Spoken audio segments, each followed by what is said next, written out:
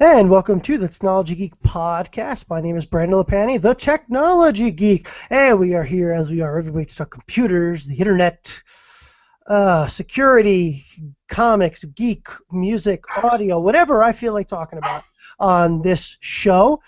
So this is our, like I said, our 51st podcast, and I have a very special guest today. I have Jessie on the show. Jessie, I want to thank you for joining us. Thank you for having me on. Jessie is from the Grawlix show, and Grawlix is one of the best shows on iTunes. It's for comic books. It comes out once a month. It actually is really a wonderful program. It's PG. Anybody can listen to it if your kids are into comics or anything like that. It's really a wonderful show. I do enjoy it. So, Jessie, like I said, thanks for coming on today. We can talk some comic geek stuff. Sounds good. Yeah. Now, this is our second recording of the show because our first show dropped for some reason.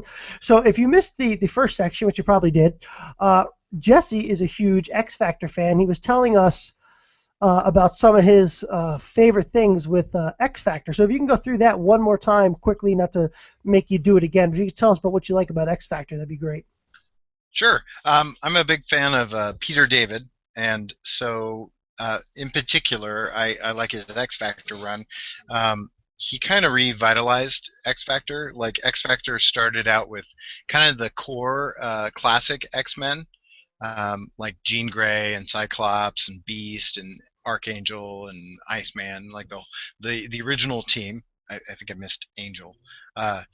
So the whole original team, they kind of, after the whole original X-Men run, they became X Factor, and X Factor was like a government-run mutant group.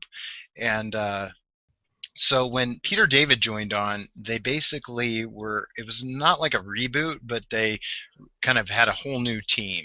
And so they added in people like Alex Summers, so Havoc, Scott's brother, Polaris, Strong Guy, Wolvesbane, Jamie Madrox, the Multiple Man.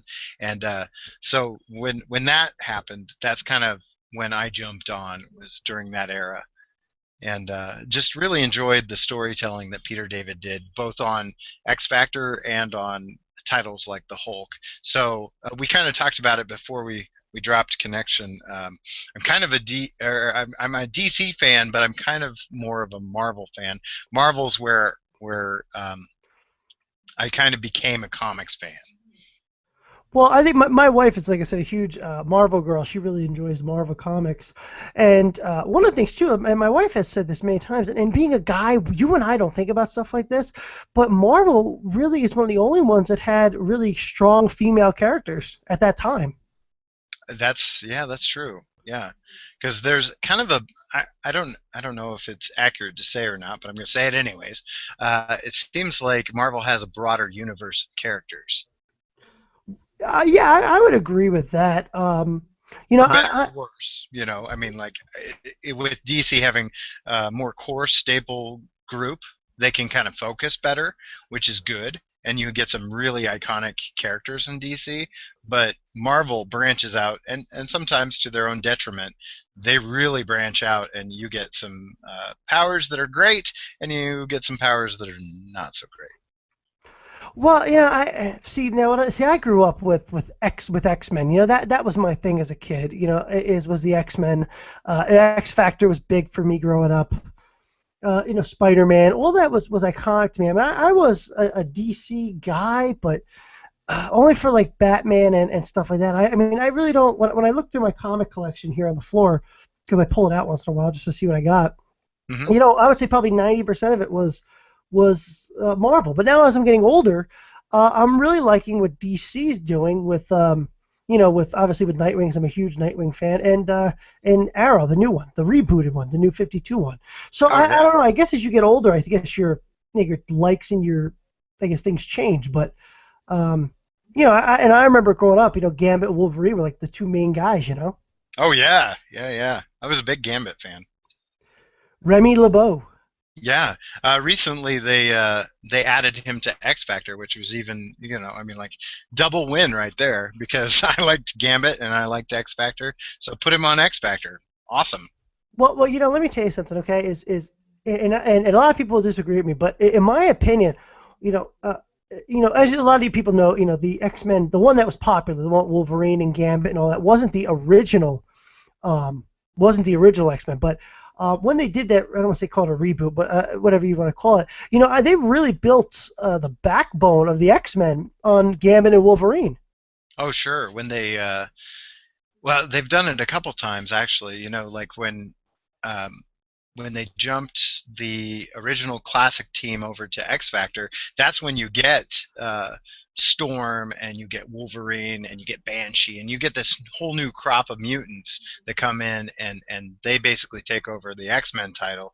And then you see it again in the 90s when we have Chris Claremont kind of comes on board and we see the beginnings of the 90s X-Men teams where they have the X-Men team with Scott Summers kind of at the helm, and then you have the Uncanny X-Men team, which had, I think it was Storm was the leader of that group. And so you saw kind of a renaissance where we saw not just one group of mutants, but like two groups working on different storylines at the same time. And so you get to see a whole bunch of superheroes doing awesome mutant things. Now, let me ask you a question. You being a DC fan, now I felt growing up in the '90s that DC really, X-Men was really the flagship. Oh yeah, yeah. I think so because um, they were doing a lot of parallel universe kinds of things, and they were really branching out and mixing things up in the '90s for sure. Uh, First with the Claremont run, where they kind of reestablished X-Men as this big title for the company. But then, they would bring in characters like Gambit, like Bishop. Bishop became a big deal at that time. Um, Apocalypse kind of came back. They did this huge crossover between X Force and X Factor and X Men and all the different X titles, and yeah, yeah, X Men was a really, really pretty much of a big deal in the '90s. Even though like the '90s kind of caught flack for having so many titles that you couldn't keep track, and I think that's fair. But at the same time, it was a lot of fun. Well, I think the '90s was a different time too. The internet wasn't readily available. People had a lot more time to read comics. And I'm not saying the internet's a bad thing, obviously, but that's just my feeling on I think what the '90s was because the '90s you had a lot more people running to get comics than you do nowadays. I think anyway.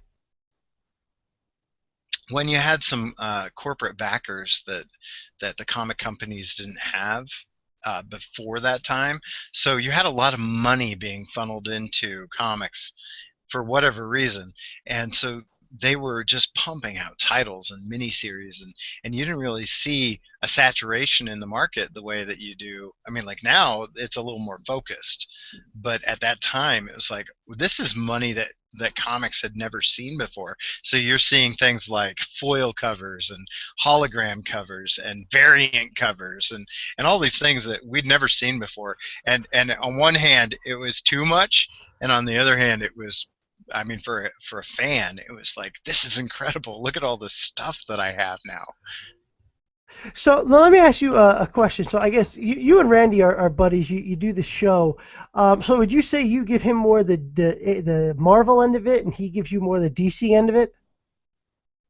It's an interesting dynamic, and I think that's why the show works so well. In that he will pull me over to the DC side, and there's lots of characters that I love on that side, and then I will try to pull them back over.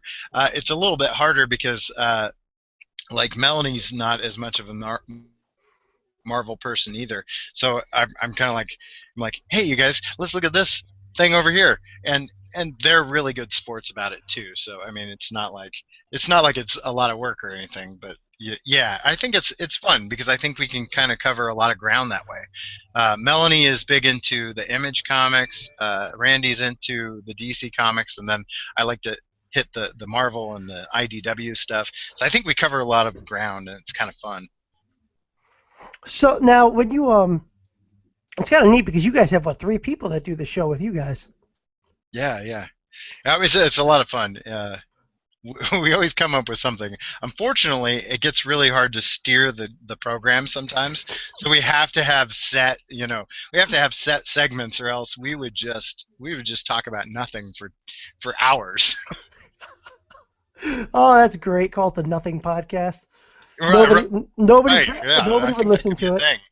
That'd be awesome.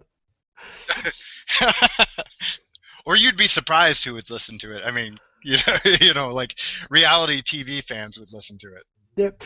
So let me ask you. I don't know. it. Just okay. We're having way too much fun. At least we're staying on. Sorry, crickets on that. At least we're staying on topic. Randy and I completely went off in left field. We had to steer that ship back several times last show. Um, so let me ask you a question. You guys a Spawn fan, right? You guys that kind of fan, like the Spawn comics? I got into a little bit of Spawn at the very beginning, um, because I was a big fan of Todd McFarlane and the things he was doing with Spider-Man. I mean, like he's part and He. parcel to Oh, I'm gonna cut you off. I'll say he worked on Spider-Man. I yeah. didn't know that. Oh yeah, yeah. One of the most iconic Spider-Man covers is a Todd McFarlane, and I think he's partly responsible for the genesis of Venom. So I mean, again, kind of in that '90s era when we had certain characters kind of come into the fold, you had creators like Todd McFarlane who uh, kind of jumped ship and started his own company. Well, let me tell you, I like Spawn. Well, there's a couple of reasons I like Spawn, but and I want to get into this just for a minute with you because I wanted to ask this question of Randy and him and I. Randy's a big musician like me, so he's into music and stuff. So we kind of really went off on that topic. So I didn't get a chance to ask him this. So forgive me for you being kind of the scapegoat. But Oh, that's cool. Yeah. no, but I guess the couple reasons. First of all, for me growing up in the '90s was a different era. Spawn felt very adultish to me compared to what other stuff was out there. I don't know your feeling on that. Oh, definitely. It was actually. I've got an interesting story about my brother. I can't remember if we talked about this before or after the crash. My brother, who is also friends with Randy, he had the earliest Spawn runs. He had like issues one and two, or he had at least issue two of Spawn, and so Image Comics really kind of took off, and nobody really saw it coming. And so when Louis bought up Spawn issue two, we were like eyeballing that with I mean, like we're salivating because we're just watching the worth of that net worth of that comic go through the roof, and we're like, this comic's great. My mom finds this comic in Louis' stash of comics or whatever, and she freaks because it is, you're right, it's so much more adult than what was being released before that she's like, you guys are getting rid of this comic. This is not Well, in my house. well, let me tell you something else. My wife and I just the other day we went on YouTube because I don't know why HBO Go was supposed to have everything HBO ever did, but for some reason it does not have the Spawn series that was on HBO when we were kids. Oh, that was a good series. That was better than Yeah, the but movie. it's not on HBO Go though. We Oh, looked. That's some of the HBO has everything it's ever done on HBO Go. That is not on there. So we went looking on YouTube and we found the episodes and my wife and I were watching them and we're like, wow, we can't believe there was like it was very adult. Let's put it that way. It's HBO, so they can do anything they wanted, but it was sure. really adultish for that time. Oh, absolutely. Yeah. And I remember being a kid sitting at my because we didn't have HBO. We didn't, my parents couldn't afford it, but my grandparents did. And I remember being at my grandparents' house watching it at night on a Friday night, and I was like, wow, this is great. And now I'm thinking to myself, boy, my mother would have saw me watching this. She would have killed me. Exactly. Yeah. I'm not gonna lie, being a parent myself, I will not let my wife watch that HBO. It's a cartoon for goodness sakes. I won't let her watch it because it's really adultish. Oh, sure. When and that seemed to be the point where comics kind of, I don't know, maybe they realized that a lot of their readership was growing up, and so they were catering more to that audience, and so I don't know. I think now it's a little more even keel where they've got titles that are more kid friendly, and then they've got titles that are a little bit more geared to the adult readership that have been with them for 30 plus years. I Well, mean, I think Spawn was generally an adult-based comic, to be honest with you. That's my personal feeling, anyway. well, yeah, I mean he's straight out of hell, Yeah. so you would hope so. You would hope so. Another thing too. Let me tell you, and we'll talk about the crappy movie in a few minutes. But um, one of the things I have to tell you, and again, a lot of young kids that listen to this, won't understand this. But growing up as a kid, I could not get the Spawn comics unless I went down to visit my grandparents in the city. For some reason, where we live in Pennsylvania, they did not carry it. It was very territorial as far as where they would sell it. Sorry, dogs were going crazy there for a minute. Um, yeah, no, them being a little bit more independent of a publisher made it a little bit harder to find some of those. I think I was Yeah, really into both Spawn and what was it? Not Silverhawk, because that wasn't like a '90s, '80s television animation show. Um, we're getting was it quite a Silverhawk? few. We're getting quite a few viewers, by the way. Excellent, excellent. But yeah, yeah, I gotta tell you, I like the Angela series, like the Spawn Angela series. That was another one that was very adultish. I mean, they're fighting a war on the gates of like hell. Like, you know what I mean? Yeah, yeah. When she was a big character because she was an angel, and so you had that whole good and evil dichotomy thing going on, and yet she's drawn like all female characters in the '90s, super like super revealing and everything. Well, like I said, Spawn was very regional as far as see. The problem is you mentioned Image Comics, and then that's why I went off on this whole Spawn tear, because he was one of my favorites. Like I said, it was so hard to get it because I live in the up in the mountains of Pennsylvania, which is perfectly fine with me. But it was very it was a little bit more difficult to get a Spawn comic back then. I found. I believe that. Yeah, I think they did more limited print runs just because they didn't have the same kind of money that Yeah. Marvel and DC had. But it's So interesting because after the '90s, after they poured all that money, like the big two, specifically Marvel, when they poured all that money into those variant covers and everything, that's when they kind of went under.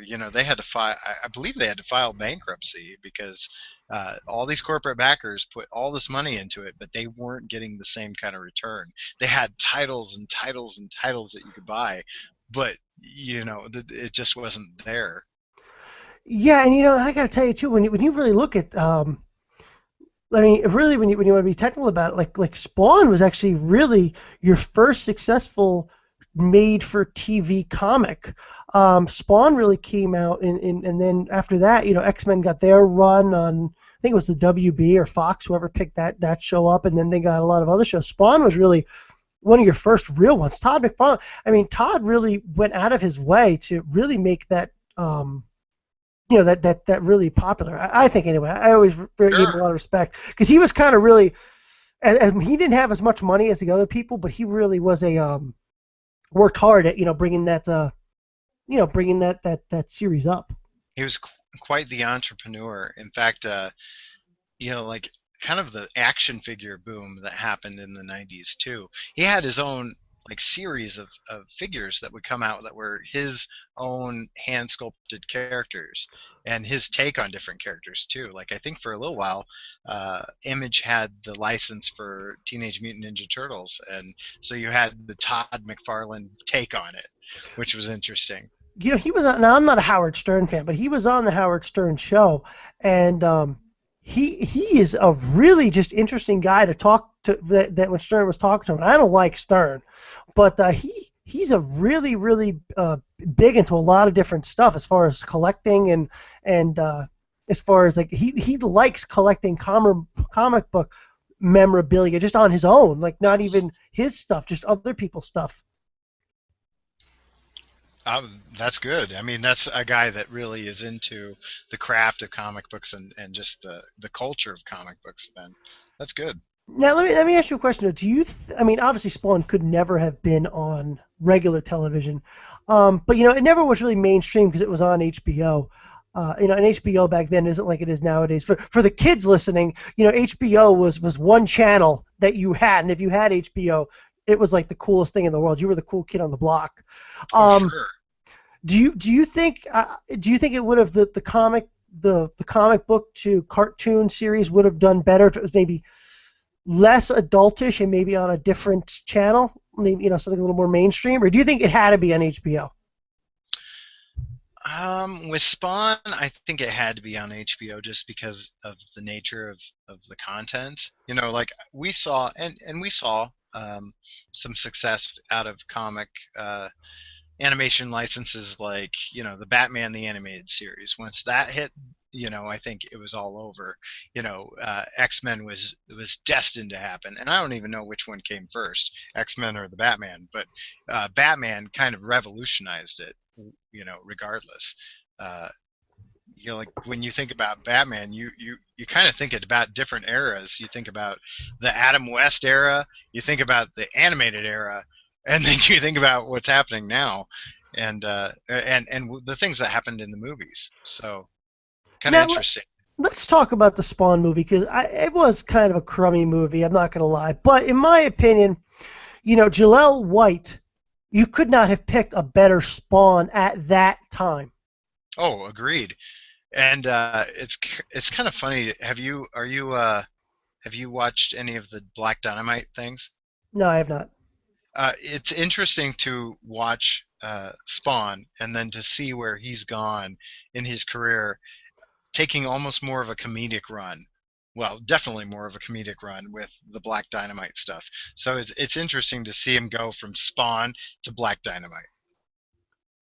Now, are they still? I'm not gonna. I haven't read Spawn in a while. Are they still on the same track they were 10 years ago? You know what? To be honest, I don't know quite where they're at right now. I couldn't I'm, give the I'm only asking. That's all. I was curious if you yeah. knew. I haven't really followed it in quite a while. Yeah, no, I think I checked in a couple of years back, but no, So I couldn't tell he's you. still not free from hell yet. No, no, yeah, that's when the series is pretty much over. Yeah, pretty much. What else did I want to talk about too? Was we were talking about the movie. I wanted to go back to that for a minute.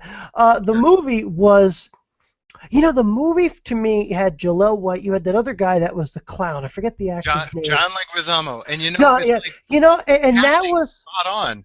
I mean, like I love the casting in that. You're right, because he was a great Spawn. Leguizamo was a great Violator. So why didn't this movie take off? Why? I don't know. Well, It well, should have been. that's where I'm at right now, and I want to take I'm going to take this full circle here. When you host a single show, you watch how this works. You're going to see Sure. true skill here because I'm going to eventually go full circle with this. Uh, Excellent, excellent. I am a seasoned veteran, as Randy and you have both mentioned. Oh Um, yes. what the thing it is, like you had a spot on cast. You had a great. And speaking of Randy, he's listening, by the way. Um, Boy. he's listening. I got a message from him on Facebook. Um, you had a spot on cast. You had and I think they had a pretty decent script, to tell you the truth. Yeah, yeah, really. I mean, it followed the comic book. Well, I mean, they got all that stuff, but and it had good backing, but it just didn't take off. Yeah, yeah. Well, yeah, and the visual effects were even pretty rad. I mean, like you had the cape. I mean, you had everything you needed. What went wrong? Well, and that's another thing too. A lot of people don't realize this, and they say, oh, well, Marvel's, they got into the movie business, and all. A lot of people forget. Again, Todd was the first one in with that with Spawn. He was the Yeah, really first one to do it. yeah, yeah. And doing things that they're still doing. I mean, that's really early CGI, and now every movie's got it. Well, and that's the thing too. I think he had a good script, and I joke around. I say it's a crappy movie because I joke because it didn't do that well. I mean, it did next to nothing in the movies. But the other problem is too, and I'm not trying to take anything away from Spawn. I like Spawn. I haven't dropped in on it in a while, but I like it. Do you want to get Cujo on the show here as a co-host? What's that? Do you want to get Cujo on the show here as a Cujo? Is that Randy? No, that's your dog. It keeps barking at the background Oh, at me. no, yeah. It's hard to keep him off of any podcast that we do. Yeah, I don't care. I'm just busting your chops. Oh, yeah, Um, yeah. no, we had Randy on last week. I don't want to step on your time. But no, the one of the things that I think is interesting is like I think if Spawn, I hate to say this, but you know, you know, Spawn, I mean, you had, your Supermans before this and your Batmans before Spawn. Obviously, Spawn wasn't the first one to do it, but it was the first one to really get in with that CGI and do a lot of that stuff. But, if Spawn wasn't Batman, you know what I'm trying to say? He didn't have that Right. household name yet. And I don't think, and I hate to say this, I don't think Image Comics they don't have the household name that a Batman or a Superman would have. I mean, my mom knows who Batman is. You know what I'm trying to say? Oh, yeah, absolutely. Because we're talking about characters that have been around since the Golden Age. Well, right, exactly, and I mean that's just that's just the way it is. But when you really talk about the CGI, I mean for the '90s, that movie was pretty intense with the cape and all that. I mean that was really revolutionary for a time. And Jaleel White I mean he had just come off of doing Universal Soldier. He was at like the peak of his career. True, true. Yeah, Now he well, just yeah, now he just does all direct to DVD. But he just does all direct to DVD now. But yeah, he was at the pinnacle of his career at that time. yeah. And now, what does he do now? He does a lot of voice acting, really. Does he really? Well, I mean, with the Black Dynamite series and whatnot. Yeah, but he's got that very deep voice. Yeah, he does. He does. Which lent really well to the Spawn character too. Yeah, it did. I liked him. I think he's a good actor. His karate is pretty amazing. I wouldn't want to go toe to toe with him. No, no. Don't When mess with him when he's doing his kung fu. Yeah, he's pretty. You know who else? And we can stretch off the topic here for a minute. You know who else is doing a lot of direct to DVD stuff? Is Steven Seagal. Oh, sure, yeah. I haven't Well, seen him in anything really. I want him to be in Expendables. oh yeah, he needs to be, especially after Van Damme. I mean, it's the next obvious choice. I know, and you know what the funny part is too. He's an ex-Navy SEAL. He's a believable, Oh, sure. bad SOB. You know. Yeah, he's done the things that he claims to have done. So, Yeah. So I guess like I said, well, we're trotting off on the Image Comics here, but let's reel the ship back in here for a minute. okay. We're talking about DC. You and I have talked extensively about Nightwing and some of that about DC, but in the Marvel world, let's talk about some of their branch offs. They had the Wolverine branch off, which was a great miniseries, actually one of the first, I think, as far as branching off goes. They never did a Gambit or anything like that, did they? That would have been a good series. They've done a couple minis, and then recently, basically right before the X Factor, where he joined, most recently was a part of the X Factor team. They did a really brief, like not even a year, ongoing. It was supposed to be ongoing, where they had Gambit, and he's part of the X-Men school and whatnot. And so this was him shooting off into his thieving New Orleans roots again.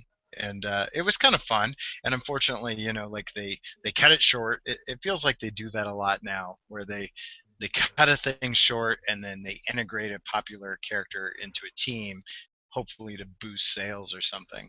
And so he kind of was the I don't know. I would say almost one of the most interesting draws to the new X Factor, which I think they called it All New X Factor. Now I'm gonna get you. I'm gonna bring you into Gambit here again because Okay. we're gonna go full circle with this again. Like I said, I'm veteran broadcaster here. Not to toot my own horn, but I love broadcasting. Okay. Yeah. But one of the things I want to talk to you about Gambit, and I'm going somewhere with this, so bear with me. Okay. But what I guess first of all, how cool is it? He's a professional thief. I mean, they even allude to it in the first couple episodes of that animated X-Men in the '90s. That he was actually part of the thief. I don't off the top of my head, I don't remember the thief group that he was a part of, but he was a professional thief. Oh yeah. Uh, Yeah. I forget the name of the group. If it comes to you at all, just blurt it out. But I don't remember the name of it. Um, but the funny part is, I was talking to my wife about Gambit because she loves Gambit, and I showed her who they picked to be the new Gambit, and she said to me, "You can't have Gambit without distinct cheekbones." And I thought that was the weirdest thing in the world I've ever heard. That my wife is checking out Gambit's cheekbones. Ah, oh, okay. I can kind of see where she's coming from on Oh, that. so you can see where she's coming from with this. So Yeah, that's not, because yeah. he had kind of an angular jawline, and he kind of did have those. I don't know if you'd say sunken cheekbones, but they're prominent. Yeah, yeah. But No, now let me ask you, she's right. She's right. how do I want to know one thing. Where can I get a set of knee pads like he had? Those blue things?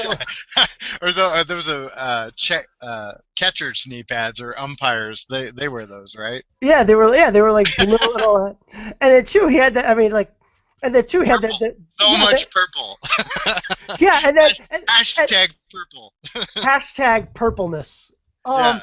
But then too, then he's got the gloves that are missing the two fingers on them. Like, where can I find this stuff? Like, where did he find this? You know, like And if his hair defies gravity in the 90s. yeah, I know it, doesn't it? It does. It defies gravity. You know, he was awesome. You know, and then he had that bow or whatever that he'd pull out once in a while that would expand. I mean, Yeah. Before Tim Drake, we had the yeah. retractable bow staff. Yeah, and then too, like he had some of the best one-liners, by the way, out of anybody. Did you ever? I mean, seriously, there's a guy out there. He has a website, it's Best Gambit one-liners. Like the name is Gambit, remember it, and he throws the cards, and then he's like, he just had so many notable one-liners compared to everybody else on the X-Men, Yeah. He was the James Bond. He was the Cajun James Bond. That's it right there. Hashtag Cajun James Bond. That's right. He was Cajun. That's right. That's a hashtag for us right there. Number one right now, trending worldwide. I'm always trying to get stuff to trend, and it only happens like once in a blue moon. There you go. But the other thing is too is not only that, but how do I get like six-pack abs like that? You have to be a mutant. Like, yeah, I mean, that's a secondary power right there. I mean, I used to look at him as a kid, be like, man, how do I get like he has better abs than Arnold? Yeah. It's just a mutant power. Yeah, and if I often thought about how come they didn't get into, meaning Marvel didn't get into selling like merchandise, like start selling Gambit bows, Gambit jackets, like that would be like I would buy that, and I don't buy much memorabilia. If they had teamed up with Chuck Norris and did like the Gambit Total Gym, I think they missed a huge market right there. I agree with you. The Gambit Total Gym. There's a hashtag for you, Gambit Total Gym. But like too, the funny part is too, like I hope whoever they pick gets the Gambit accent like dead on. By the way. Right. Yeah, because that's the biggest part probably. Is that you don't have a lot of Cajun actors, or if you do, they don't capitalize on their accent. Yeah, I mean too, like he would like he is like fighting like this like in the first like couple episodes he's fighting the Sentinels and everybody's shooting at him and he takes a card out. He's like and he goes 5-card stud, jack or bet on 2 open, and he throws the card. Like I mean he had so many great one-liners, so many they missed a huge marketing market with him. He could have been. I mean, like I know you're a big WWE fan, so I mean, like he would have been the ultimate WWE wrestler. He would have been the guy on the mic for sure. Yeah, I agree with you. Yeah, I'm a big WWE fan. You hit the nail on the head with that. I like wrestling. It's better than most of the junk that's on TV nowadays. Well, and it's not trying to be anything that it's not. It's good, fun, sports entertainment. Yes, exactly. And you know what? It's basic. I mean, if you really look at it, I mean, that's something that's grown tremendously over the years from when we were kids. Not that I want to get into a wrestling conversation, but it's grown tremendously over the years.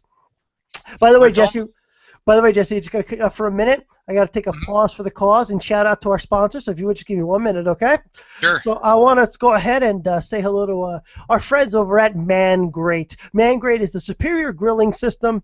This is probably one of the best grilling systems. I have one here. I use it on the grill. You get your steaks and everything cooked to perfection, and that's our buddies over at Man Great, made right here in America, high quality, keeping jobs in America. And that's our buddies over at Man Great. Use the offer code TechGeek, TECHGEEK, and you will get the 4th Man Great free plus 30% off of your purchase with free shipping, folks. Basically, using my coupon code, you're basically getting the whole thing for free with the savings that they're giving you. And though Man Great, along with all of our other sponsors, are available at the Tech Geek Club, our members club, folks, $10, and you get all the coupons, including the Man Great one, up on our website, thetechnologygeek.org. Sorry about that, Jesse. Got to pay for the hosting somehow, you know? That's fantastic, and I just love the name Man Great. That's they know what they're doing. They know what they're doing with their naming right there. That's a brand. Yeah. you could go. I mean, like Man Great, or you could spell it GREAT. It's like Man Great. So, yeah, I'm on board. I'm on board. Hashtag Man Great. Yeah, that's right. Hashtag Man Great. Yeah, they're one of our sponsors. We have over 60 sponsors in our membership club, which is $10, the one-time fee, and then you're in for, you're in forever. But Man Great is one of the sponsors that sponsor us outside of the members club. And I actually tell you, I have the grilling system up on my grill upstairs. I like it. It works actually really good. And one thing great about it, they come off the grill, so I throw them in the dishwasher. That's incredible. Yes. Yeah, and then, like I said, that's mangreat.com, and the offer code is TECHGEEK, Tech Geek. You see how I did that, Randy? That was see how I did that, Randy? That was you gotta weave it into the show. That's fantastic. Yeah. No, Randy was funny too when I took the pause for the cause. Randy's like, "You have sponsors? That's awesome." Yeah, that is awesome. Good. Yeah, Randy. Glad to hear it. Yes. Yeah. Well, the thing is, man, when you get dedicated hosting, you got to pay for the bandwidth somehow. Yep. True. So yeah, there'll be but yeah, that's an awesome company, Man Great. That's a great word. Think about it.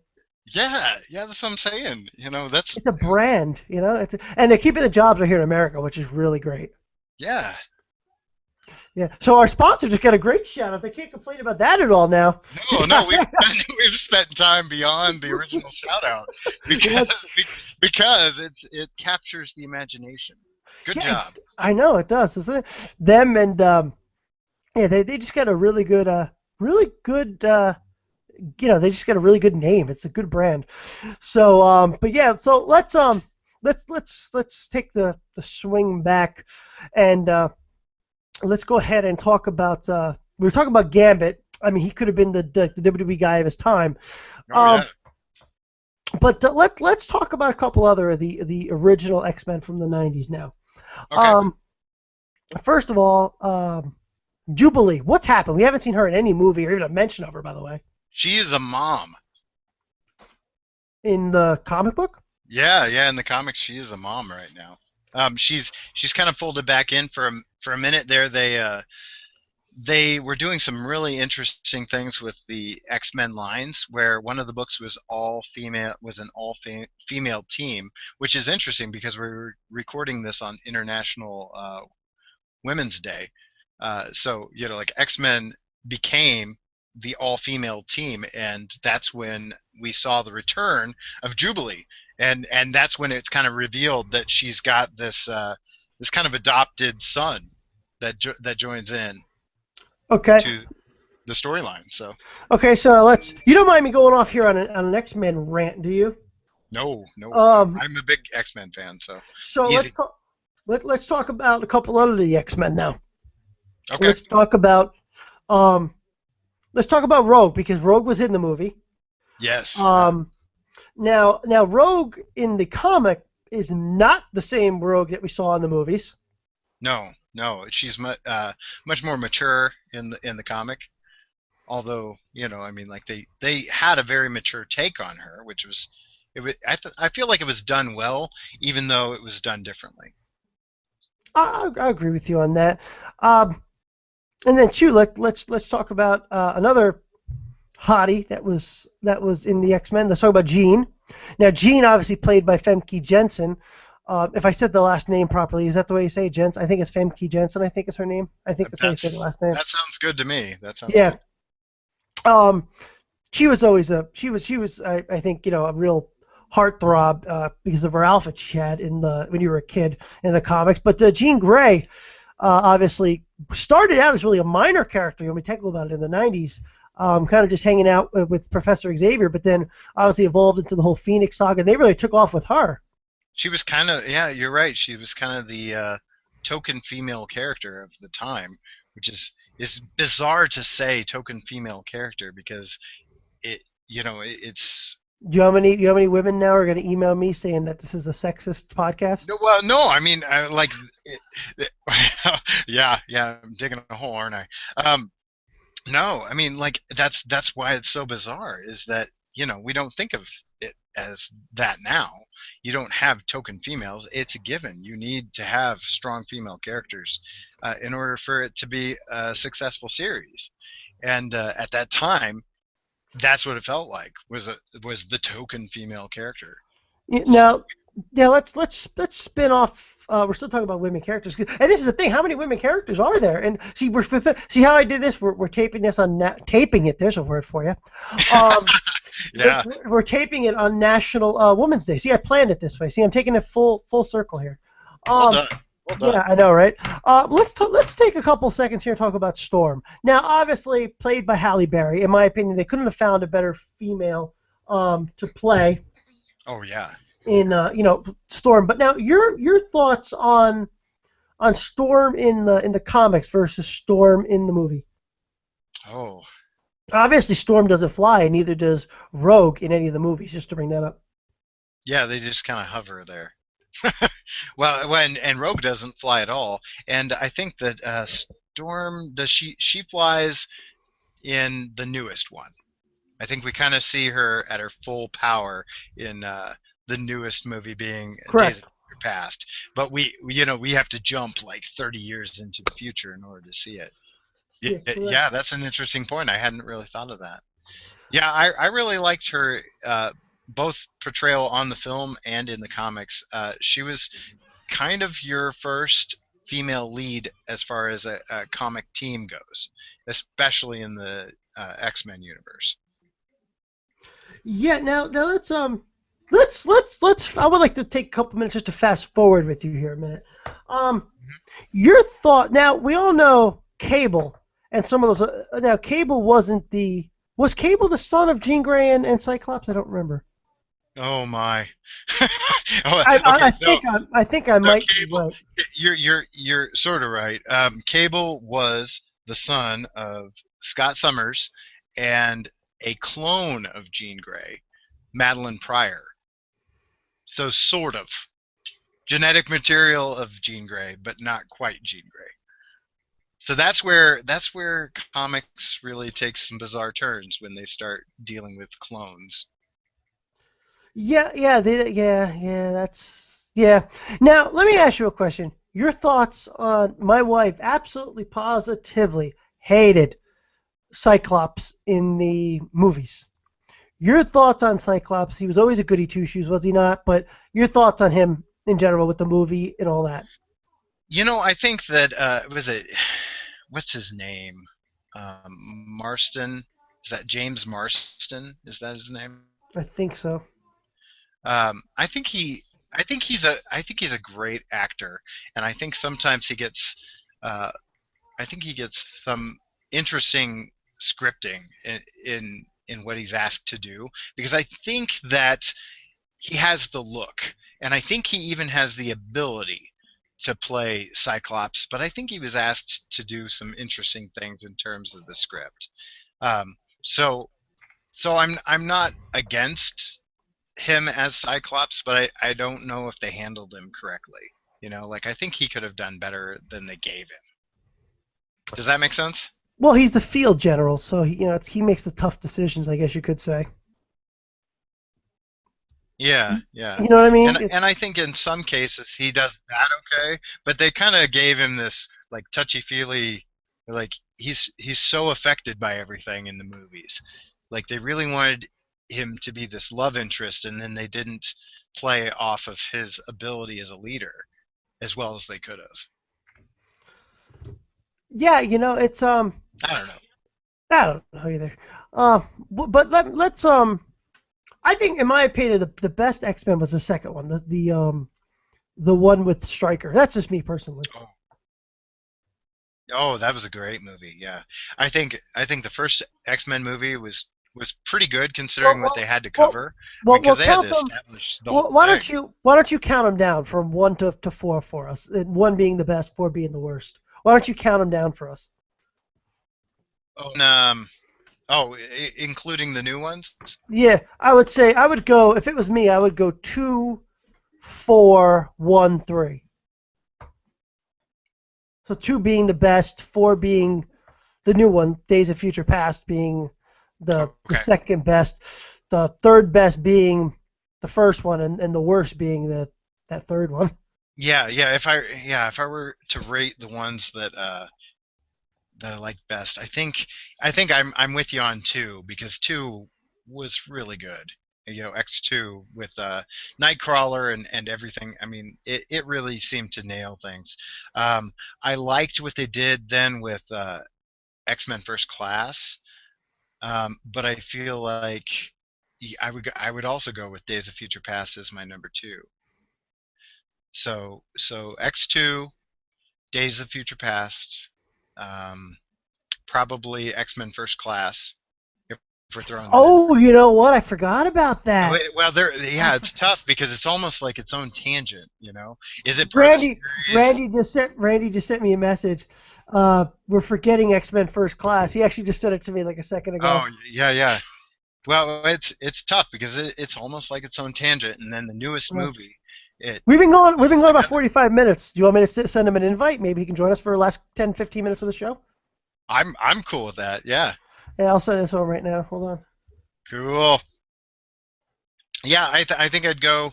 Um, I think I'd go X2, Days of Future Past, X-Men First Class. Um, then I'd go X-Men 1, and then I'd go X-Men 3, which really breaks my heart because I love Multiple Man, and you finally see an on-screen Multiple Man in X-Men 3, but it's such a terrible movie compared to the others, at least. Well, I liked it because you had Kat on there. I think she really was. I Oh, think let me tell you the Shadowcat, yeah. highlight. Yeah, but here's the thing. I think, in my opinion, the cool part of that was seeing Logan finally take the main role, because if you remember, after that they came out with an awesome cartoon which was Wolverine and the X-Men, and they have his token line where he's like, now stay here and hold this line. Yeah, yeah, yeah, yeah. True, true. And the other thing too that was awesome about it, um, was too, and this is funny, I didn't even know this. um, I was watching the first X-Men movie, Hmm. and I looked at Wolverine then versus Wolverine now. Hugh Jackman really got jacked compared to the first and second movie. Oh, yeah. Yeah, and it just gets like more obvious because what in the newest movie, you've got that scene where he goes back into the past and with the waterbed and everything, and he's shirtless, and it's like, man, you are even more shredded than you were in your own movie. Yeah. Oh, that was great. Yeah, Hugh Jackman is I mean he's just I had to say he probably carries that whole series. Oh, Well, and except for First Class. as far as casting goes, I didn't know what to think because when I think of Wolverine from the comics, you think of kind of a shorter character, and Hugh Jackman is not short, but he No, so he's not. sells that he so sells that character. It's like I can't imagine any other actor doing Wolverine now because he just kind of throws himself into it wholeheartedly. Yeah, and and then what the thing is too. We talking about First Class. Um, James McAvoy really carried that. Yeah. Oh, that was a really surprising movie to me because I was kind of like, I don't know if I'm even going to go see this movie. And then I went and I saw it on my own, just because I was like, I've seen all the X-Men movies. I saw X-Men 3. If I've seen X-Men 3, I can see. this new one. And then I went and I saw it and I loved it. And I was like, okay, Holly, we've got to go see this because it's worth it. You know, it's so good. Well, they had some great one-liners in that, by the way. Was the when like he says, "Well, we really got to get a better connection here, Steve, but we should shave your head." And he's like, "Don't touch my hair." Like, I mean, there were so many great one-liners. So I want to welcome. We invited Randy in. Randy was on the show last week, but we invited him back because the three of us get together. We just seem to make audio magic. Randy, thanks for joining us today. How's it going, guys? Can you hear me all right? Yeah, we've been doing okay. We've been staying on topic, so we thought we'd throw you in here to get us moving. Well, I mean, I hate to interrupt the podcast, but yeah, I got to jump in on this X-Men movie talk. Yeah, that's why we invited you in. You know, we figured we can use a third perspective. Randy actually messaged me, like I said before, and said, "Hey guys, you forgot about First Class. What's going on?" Now, are you guys also thinking about Wolverine, the two Wolverine movies? Cause we haven't even touched them. We just started talking about Hugh Jackman, so this is perfect timing. Yeah, we're talking about Hugh Jackman and all of his hairy, awesome manliness. Well, he is full of hairy, awesome manliness, and you guys are right. He gets more and more ripped as he goes through these movies. Like, it's crazy. He gets older, but he's like looks like he's in the best shape ever. Yeah, that's what I look like when I take my shirt off. I believe it. I spend half my life in the gym. I actually read about his workout routine. It's actually sickening. Like, I mean, I think he exercises 2 to 3 times 2 to 3 hours, 2 to 3 times a day when he's getting prepared for the movie. Well, I hear part of the reason he keeps throwing out that he's not going to play Wolverine forever is because he's tired of staying in shape like that. He said he's tired of eating whole chickens every day. You want to hear something funny though? Because I do follow, exercise and weightlifting a little bit. But the funny part is, I was reading about him, and he was saying that he told them, because they're doing Wolverine 3, they're taping Wolverine 3 right now, the third one, and he pretty much told Disney, I will do, the new X-Men, the Days of Future Past, I will do Wolverine 3, and I will do X-Men, whatever they're going to call this one. But you have to tape them back to back because I'm not going to have to worry about getting back in shape for these movies. And they agreed to it. Well, good. Yeah. It's, at this point, though, like, when the first X-Men came out, I went to the theater and saw it, and I was like, I don't know where this guy came from. Turns out he came from, Australia? But He is the perfect Wolverine. So I can't imagine who they would, I can't imagine them recasting him. Yeah, but, I would like to bring something up about Hugh Jackman since we're on this X-Men topic.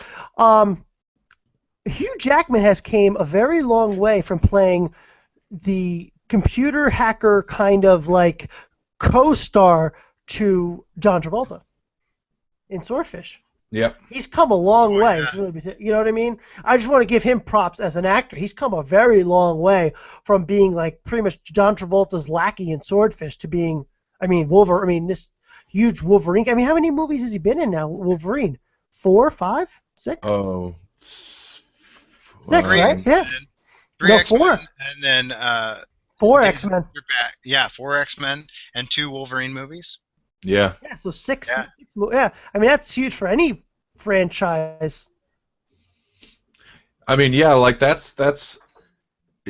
that's the kind of role that, you do that long enough, and then you don't really have to ever do anything else if you don't want to.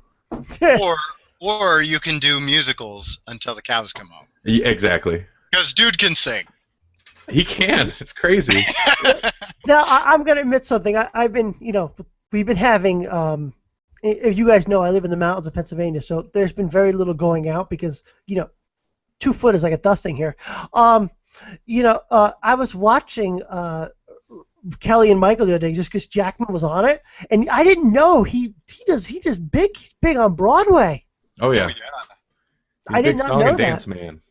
I did not know that. And speaking of that, by the way, I found out too that what's his name?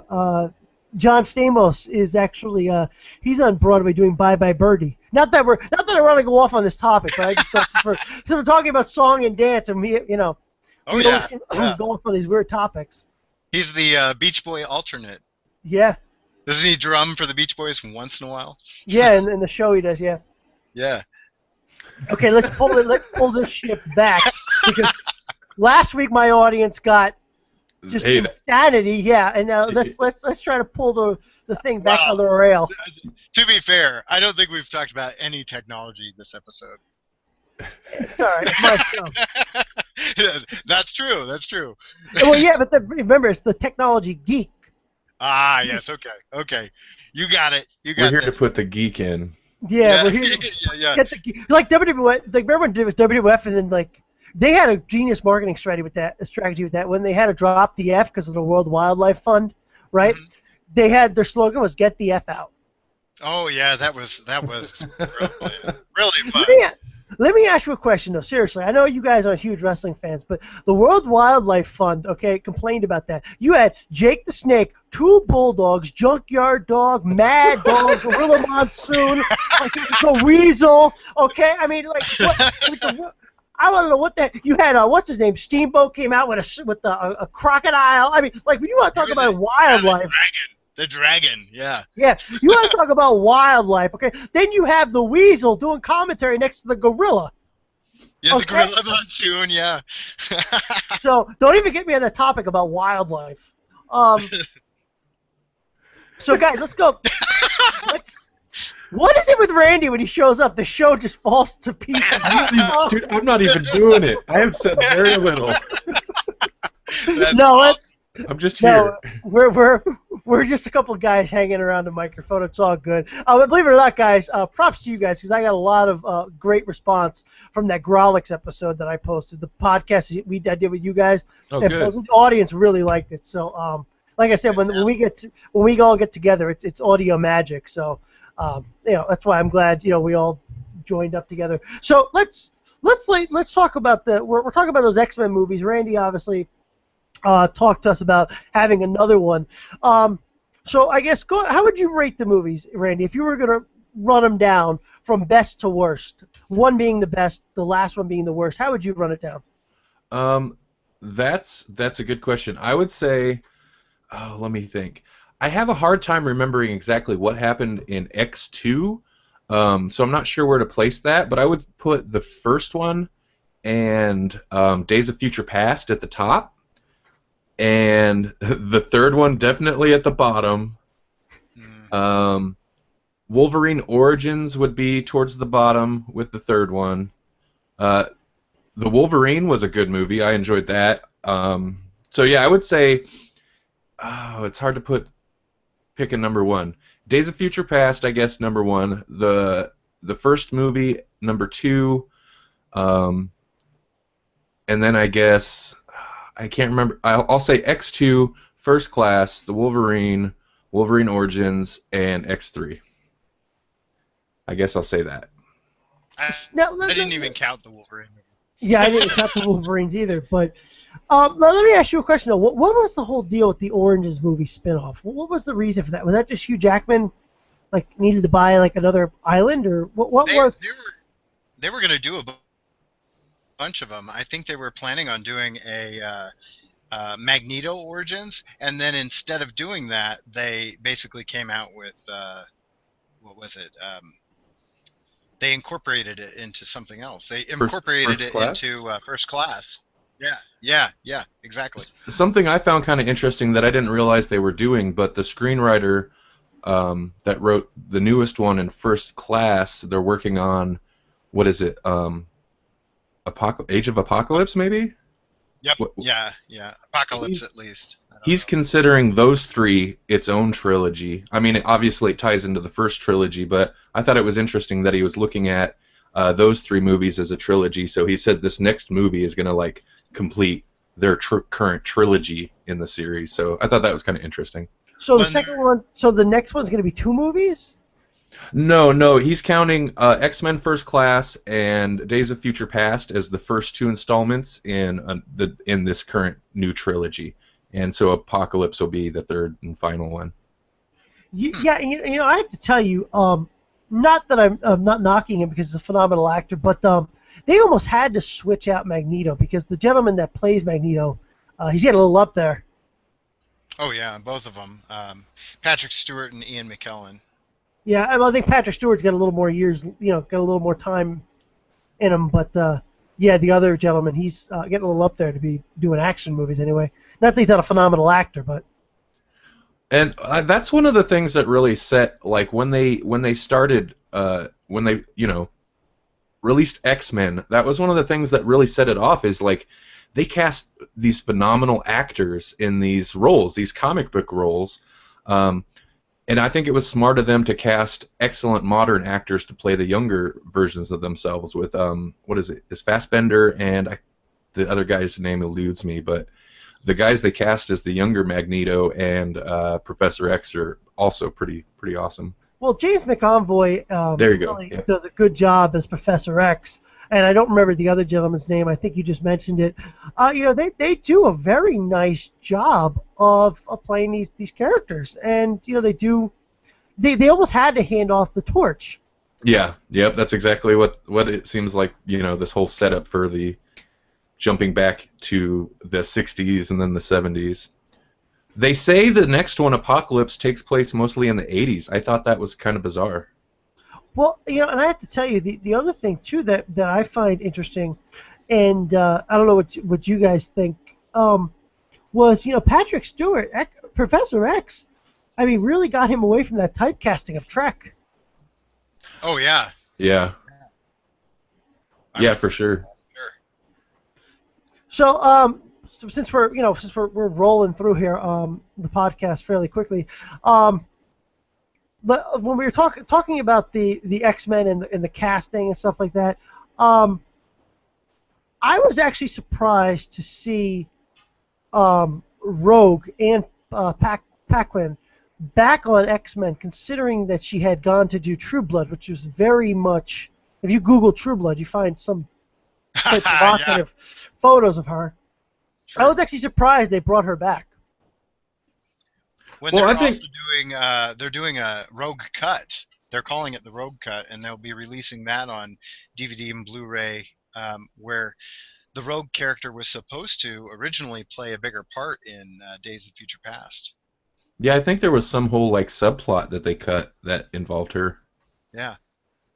Yeah, because I was just kind of shocked to see her come back, because if you Google True Blood and Paquin, you obviously get some fairly, adultish material, which is perfectly fine. But being, if he's a kid looked her up, I was kind of surprised.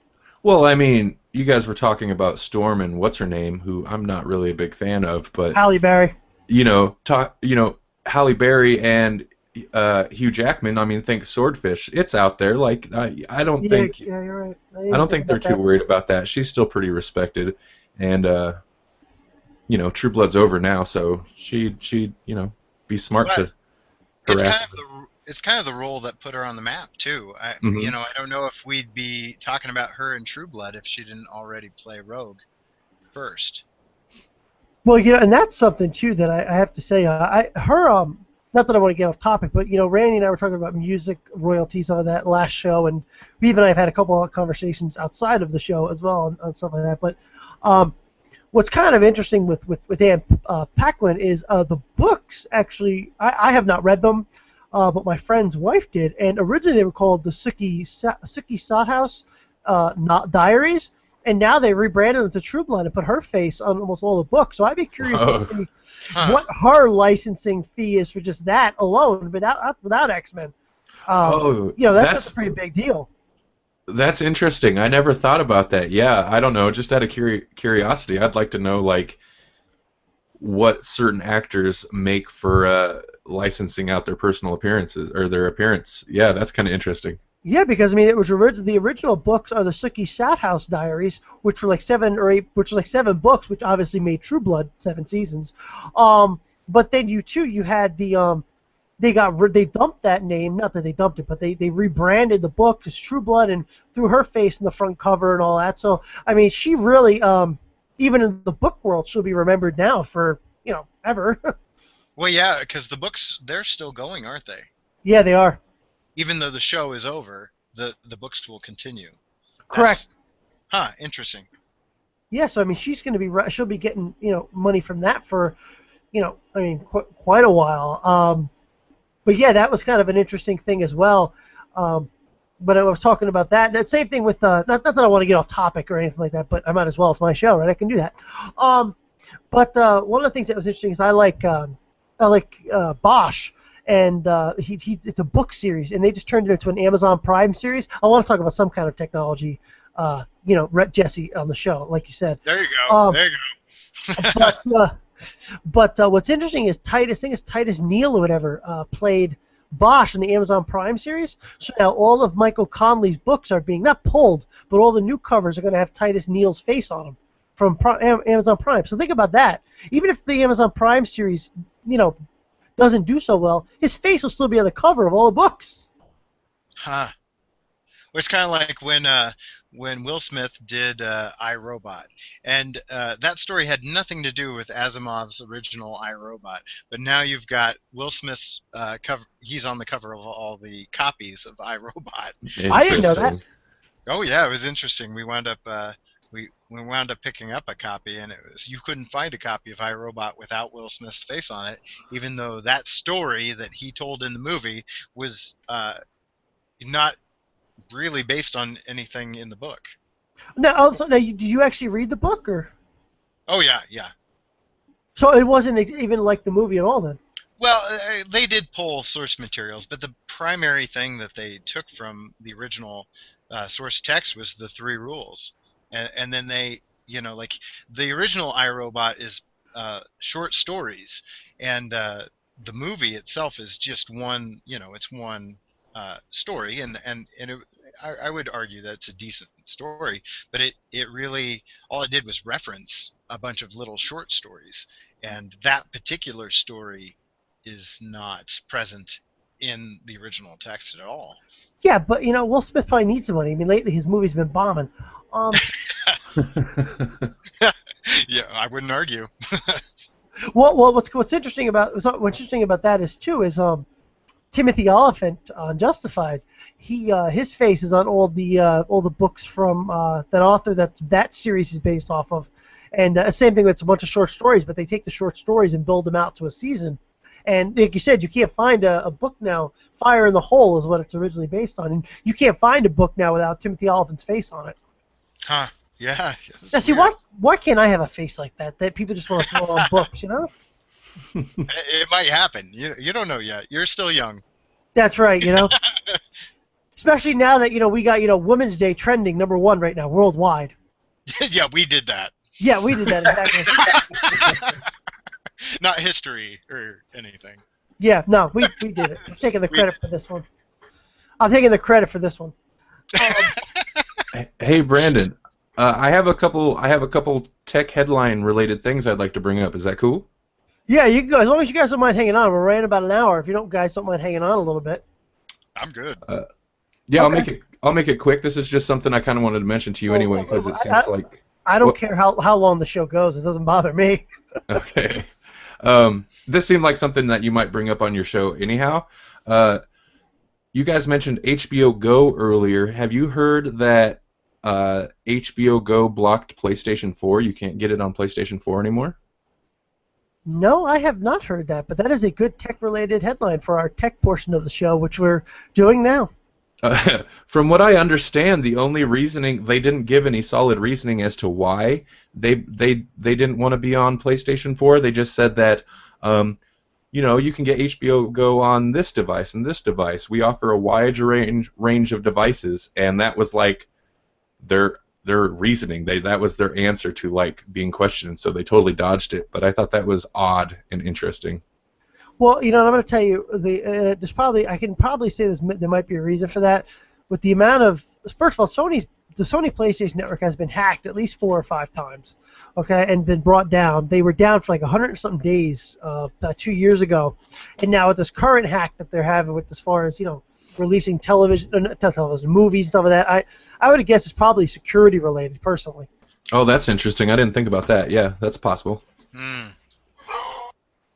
Oh, there's Cujo again, barking in the background. Cujo. Yeah. That's okay. That's all right. Go and ahead. then What else you got? Oh, one other thing. I think I messaged you about this. An update to a story you did a couple episodes back was the blogger porn ban, basically. The Google's Blogger, blogspot.com, and all that. They were going to make it so that they were going to remove any websites that had pornography or objectionable content, and they since that decision have backed off of that and reversed their decision to do that. Yeah, I'm kind of curious about why they actually went backwards with that. That was kind of interesting. I was shocked when I read that, when you sent that to me. I was like, because they're trying, I don't know if you guys know, but they cleaned Tumblr up, tremendously. Tumblr was really bad, and then they, now they've actually, went ahead and I'm really surprised they backed off on that. I really thought they wouldn't back off, because I know they've been trying to clean it up, because Google has pretty much ingrained themselves in education right now. So I was kind of shocked that happened. My guess is, I'm sure a lot of people were like, I'm sure a lot of people kind of raised their voices about it. And then my other guess is they probably started to collect what percentage of their services were being used for that, and was like, oh, maybe we don't want to cut our services down like that, I don't know. Plus that goes into the whole censorship thing that people get real touchy about online. So I'm not surprised they backed off. I'm a little surprised they backed off in less than a week. So I personally kind of chuckled. I kind of chuckled about it a little bit. I was like, that didn't take long. Yes, yeah. The reason why I was shocked is because Google is very ingrained in education. So I thought they would for sure want to clean that up, because I know Tumblr is getting into education now, and they really cleaned up their service. But I mean, they pretty much announced that, and then like within a week backed off. But you have to remember too, I think it's part of that whole. I'm not saying, I don't know. I don't have any insider information, but I believe too it could have been related to that whole FCC vote as well. They might have thought maybe it was bad PR. Like, oh, let's. I mean, it could have been a numbers thing, like you said, but I think also too it might have been, hey. We probably would be bad press to do this on the week of the FCC vote. Yeah, I could definitely see it being, political, so to speak. Yeah, no, those are two good articles. I'm glad you asked about that. And last time when you were, we were on, I really enjoyed our conversation on the music royalties and stuff. I have a show that I do during the week now that's pretty much a music show, which I like doing. And I did not realize when I looked further into it the amount of how much people. I always thought of subscription-based services as the future, but I didn't realize as an artist standpoint how little you actually make. I was talking to some of the people in your EMG group, and I didn't realize that it was like it's not even a penny. It's like a point of a penny. Yeah. I've got some through the service I use that distributes some of my music to what is it, RDO and other sites. Oh, Spotify. It doesn't even seem consistent with what they pay me. Like occasionally, some tracks they seem to pay 0.005 of a cent, and some tracks it's like 0.0017. It's crazy. I don't understand how they come up with it, but I'm like, whatever. For me, it's just a matter of distribution and exposure. So I'm not concerned, but. Well, it's like me, man. I just like music. It doesn't matter, what it is, as long as it's music. I'm happy with it. I feel bad. We're kind of cutting Jessie out here on his show interview. Jessie? I think maybe he cut himself out. He's probably dealing with dogs. Oh, really? Related to since he's Jessie, when you come back, interrupt us so you can get back in the spotlight. There was a news story recently that Bjork had thrown a big fit. Well, I don't know about thrown a big fit, but she had released a new album and decided to pull it off of Spotify because she felt that the rates that they pay the artists was disrespectful. And she didn't really like how the streaming service, the trend of streaming services is going. So she had her album pulled. Apparently, you can still get her older stuff on there, but so yeah, I mean that's something that's been in the news even just recently. That's within the last week or week and a half. Yeah, and by the way, I've been getting a lot. I know you've been listening to the show, but I got a lot of very, very positive feedback from my music podcast that I threw up. There's a word to use on the air. That that I put up, and I wanted to thank you very much for showing me with Mixcloud and stuff like that, because it allowed me. I wanted to do a music podcast for about a couple of years now, but I couldn't figure out the music royalty rights portion of it. So, I mean, maybe I would love to do an RSS feed, but I seem to be getting a lot of response on Mixcloud from my listeners. So I want to thank you very much for turning me on to that. I appreciate that. Oh yeah, it's really a good option for something like that, so you don't have to worry about the royalties.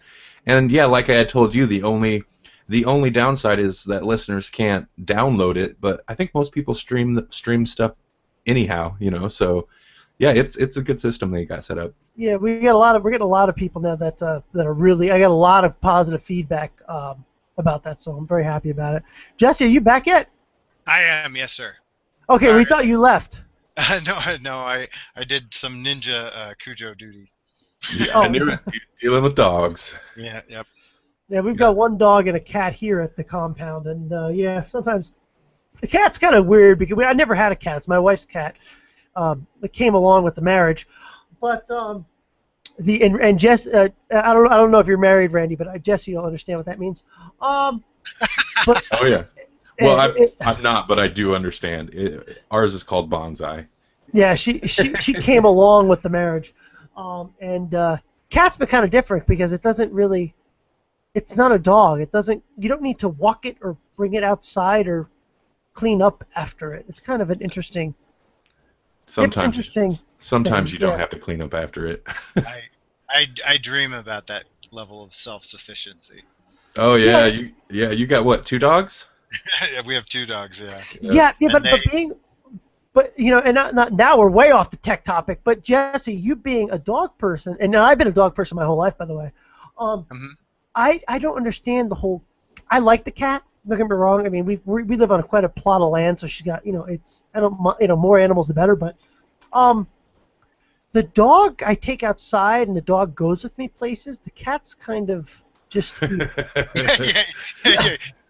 You're there to feed it. Yeah.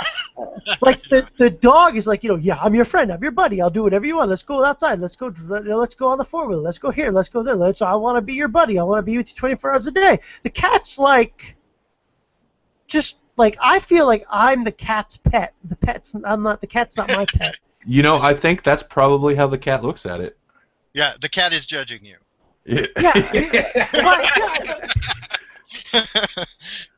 Yeah, I find it the most interesting thing. Like the dog is like more of a.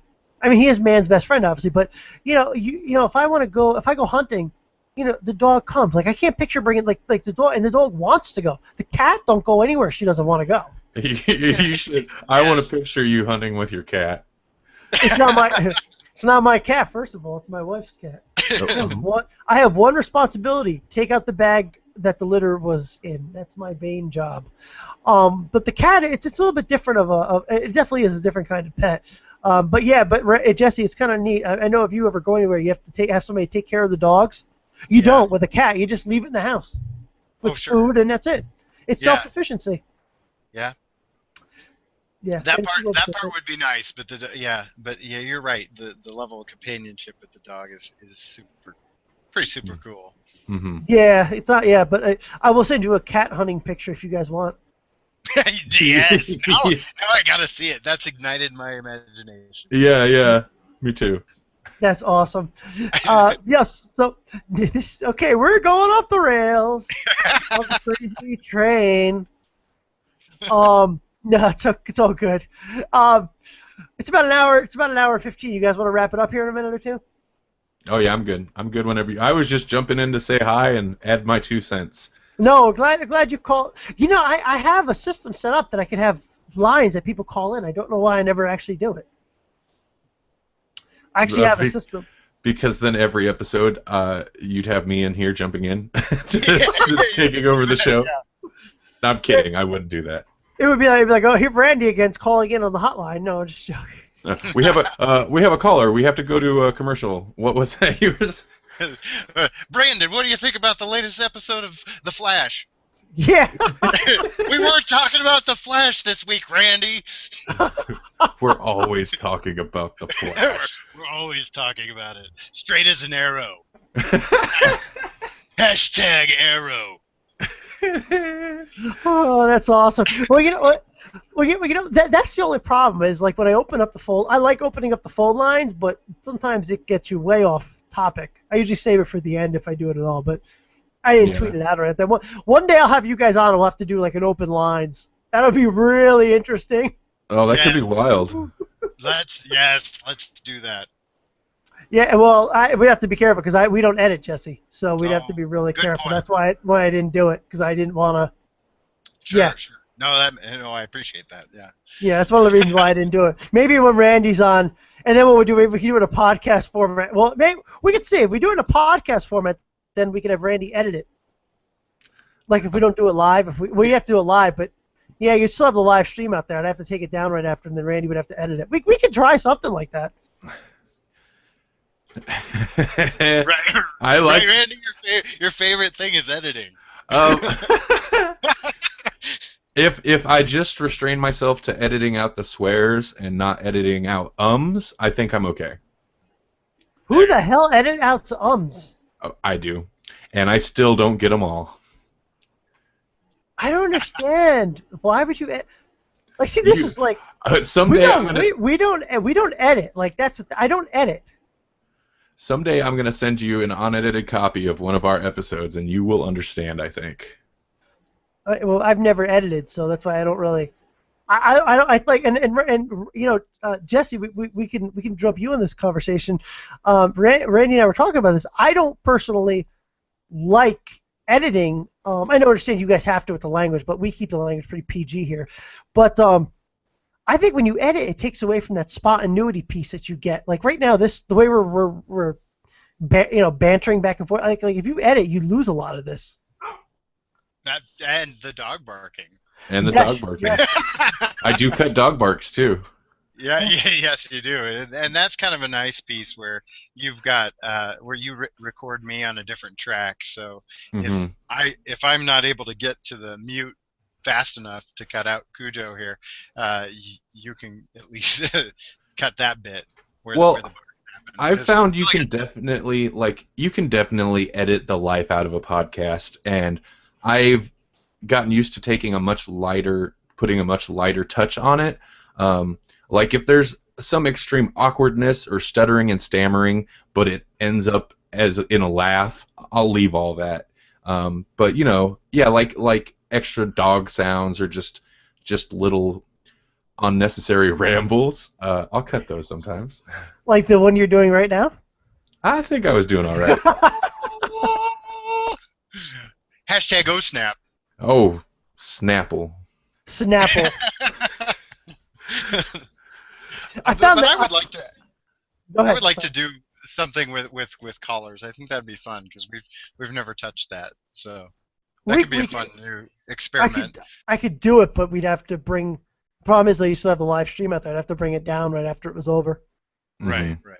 Yeah, you can't really set it to private or delete it till after you're done broadcasting. So it'd be at your discretion, Jesse, because you still have the live stream. If somebody was listening to it live, it would still get it. So I mean, it's really up to you. It doesn't really bother me. I don't care. But I know you're pretty particular about that, and rightfully so. I mean, I understand you can't have potty mouth. But no, hey guys, I want to thank both of you guys for coming on. Randy jumped in at the end there, which is perfectly fine. I've had podcasts where if you go back to my earlier episodes where I'll have a caller call in and it'll actually be on the whole show. Really? Yeah, that's kind of fun. Yeah, what happens is the person would call in and have a good topic, and I just end up going with the person on the phone for. So I mean, it's easier doing it with another person. I mean, so if I got a good caller, I'd keep them on the phone as long as I could. Yeah, makes sense. So I'll have to do the. Well, again, you guys, if we talked, you guys do have an official sign-off, right? Because I gave you the suggestion to go with the Bob Barker sign-off.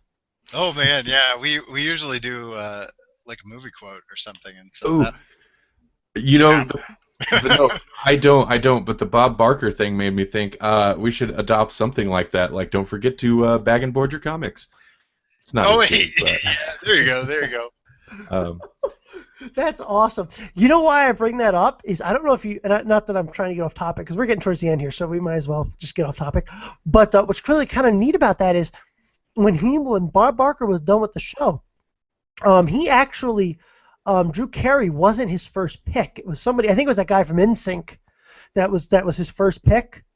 And the guy, now think of how big The Price is Right is. That's like the #1 game show in the afternoon, okay? Refused to use Bob Barker's signature line, so Bob Barker wouldn't give him the show. Huh, As part really? as part of the contract is whoever took over that show had to use Bob Barker's closing line. Huh. And he wouldn't get. Now imagine something silly. I mean, think of how big that show is during the daytime. I mean, something little like that, like you're not going to do. I mean, for a multi-million-dollar contract, like how silly is that? Yeah. Huh. Well, and it's for Price of Right. It's like that's part of the show. I know it was Bob Barker's thing, but it's like if that's what he wants the show to retain, yeah, it's kind of tradition. But Yeah. well, Not I even don't. that controversial of a message or anything. But you know what? Are your Spay and neuter your pets, kids. Whoa, I'm offended. Don't tell me what to do with my pets, sir. Don't you dare, Bob Barker. or you're not Bob Barker. I know Bob Barker, and you are no Bob Barker, sir.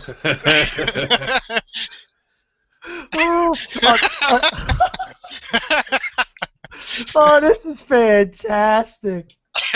This is, like I said, this is radio gold when the three of us get together. Hashtag the price is wrong.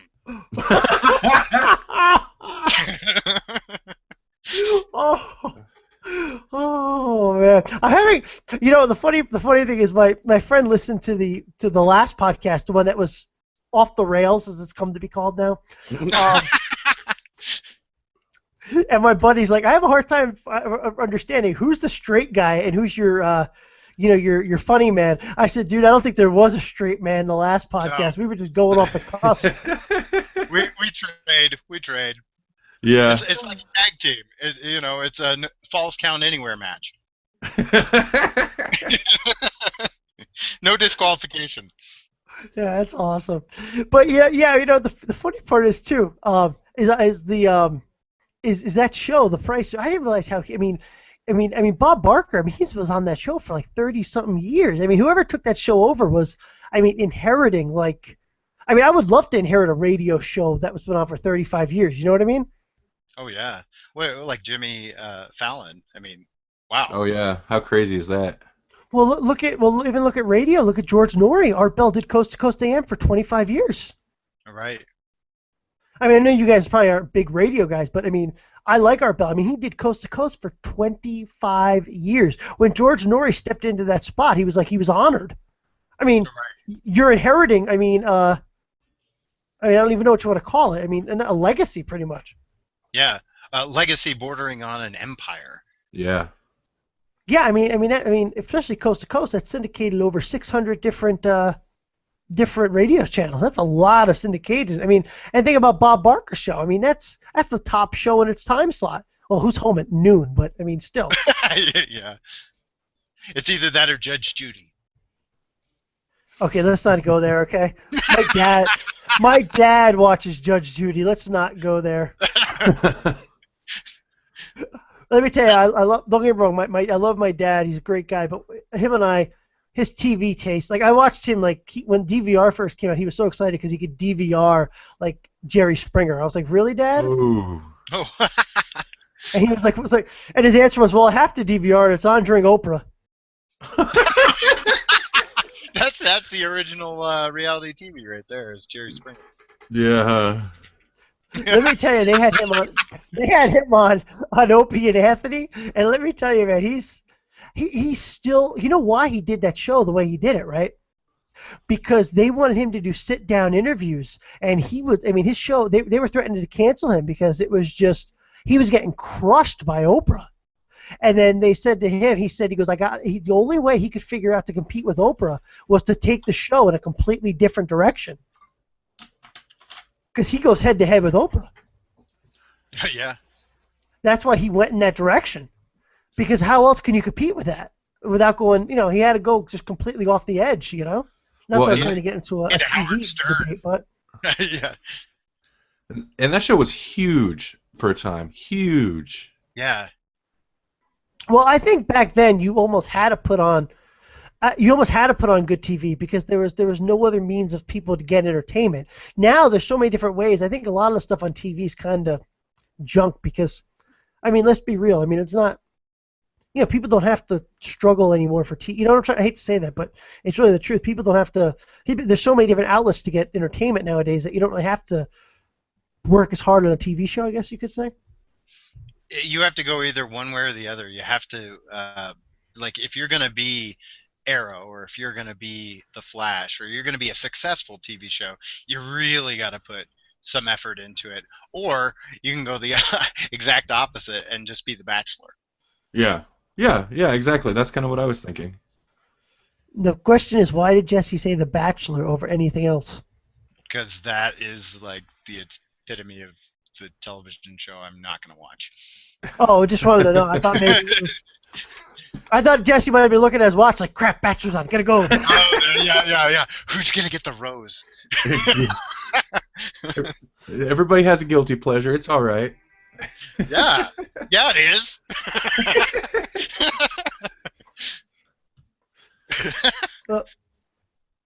So I guess talking about comic books, let's wrap it up. As you guys know, we're recording this on a Sunday, which is Walking Dead night. You guys watching Walking Dead? Oh man, it is. Oh, I forgot. Yeah, I'm excited. Yeah. We both watch Walking Dead. I'm taking it. How many episodes do we have left? Couple, yeah. a few. Yeah. I think 3 or 4. I'm loving these past 2 seasons. This season and the season before, I think, have been excellent, in my opinion. Let me tell you guys, if we ever do this, we got to all get together and do a Walking Dead episode, whether it's on Grawlix or on the Tech Geek, I don't really care. But we got to get my wife on here because I'm going to tell you, I don't care how much you two know about Walking Dead, she will just annihilate you. She is like the biggest deadhead of anybody. I'm going to propose something. This is an excellent opportunity for us to do an official crossover pair of episodes because not next month's episode, I don't think, but the month after, we're starting a new segment to take over our Swamp Thing segment, and we're going to read a different volume of the Walking Dead comic book and talk about it every other episode. What we should do is, when we lead off our Walking Dead segment, we'll have a crossover episode onto your show where we then talk about the Walking Dead show because I think that'd be an excellent idea. It's a good idea. It's a good enough reason, right? Because I'm done with that. Yes, just because. Walking Dead crossover? That's right. Just because it's awesome. And it's International Women's Day and reasons. Yep. Because that's right.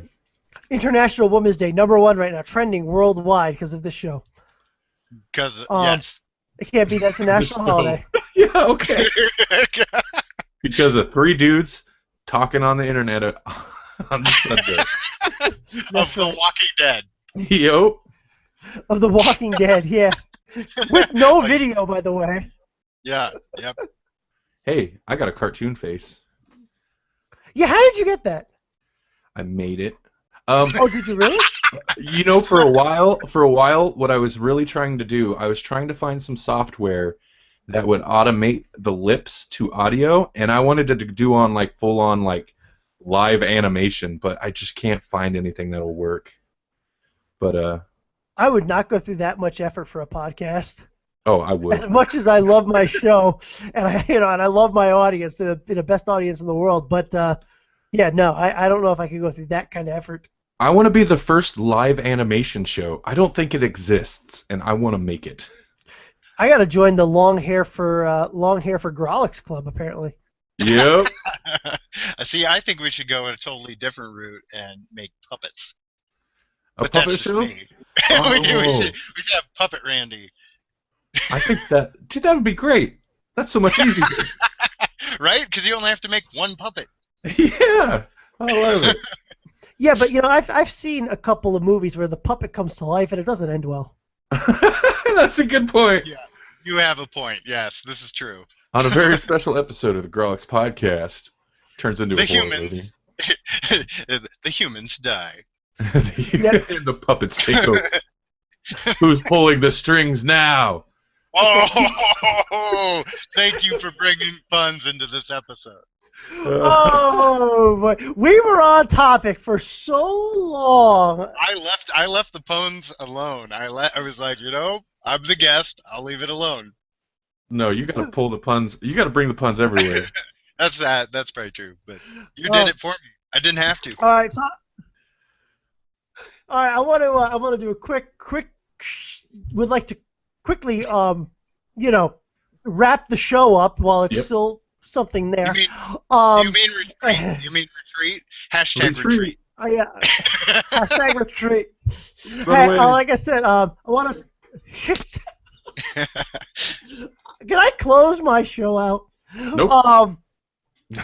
This is Brandon reminding you, please help control the pet population. Please have your pet spayed or neutered. No. Are yours, Jessie? Oh yes, yeah. Oh, okay. We're responsible. Yeah. Okay. We listen to Bob Barker. Yeah. No, I do want to say though. One thing I do want to say before we close out this insanity that we call a show, is this train wreck, which is fine. Is that we will also too, thanks to Randy, we're tooting his horn again for some reason. We're also going to have Reapers Onslaught. You know what I'm talking about on EMG? Yes. Reapers, yes. Yeah. He's going to be a guest on next week's show. Oh man. Oh man. Enjoy that. That is my gift to you, my friend. Enjoy that. Is this Onslaught 6? Yes. Okay, yeah. That'll be an entertaining show.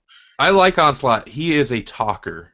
Just to let you know, he is a talker. You thought I was bad. It will be an entertaining show, sir. Well, he's coming on with his girlfriend too. I think the two members of the band are coming on.